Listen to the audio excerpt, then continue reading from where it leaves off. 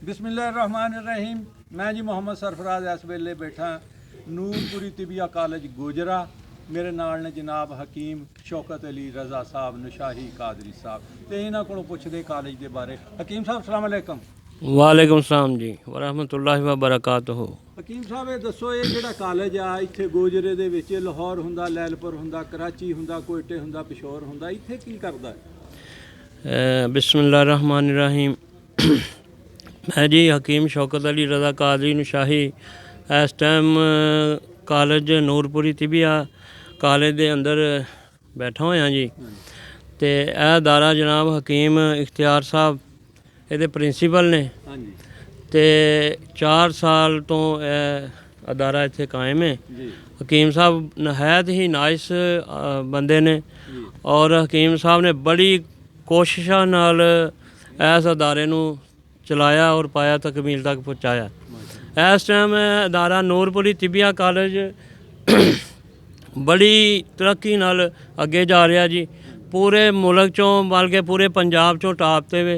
हकीम इख्तियार नवीस साहब पहले पूरे पाकिस्तान दे तिबिया कॉलेज के सदर सन और इस टाइम पंजाब लैवल ते वो सदर ने। सलीमी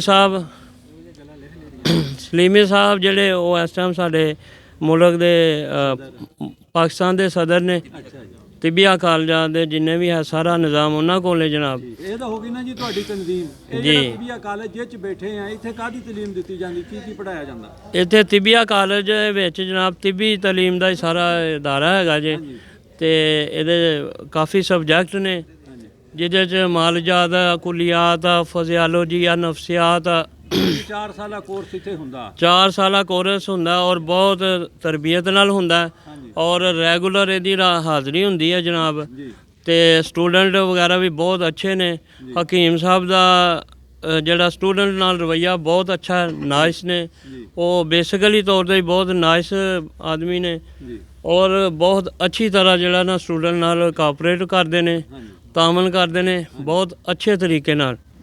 तो इस टाइम नूरपुरी तिबिया कॉलेज जनाब पूरे पंजाब चों सब तो बेहतर अदारा चल रहा है। अच्छा हकीम साहब ये दसो इस कॉलेज दाखला लैण दा की तरीकेकार है, किन्नी तलीम होनी चाहिए है? ये जी तलीम जनाब मैट्रिक साइंस नाल होनी चाहिए है।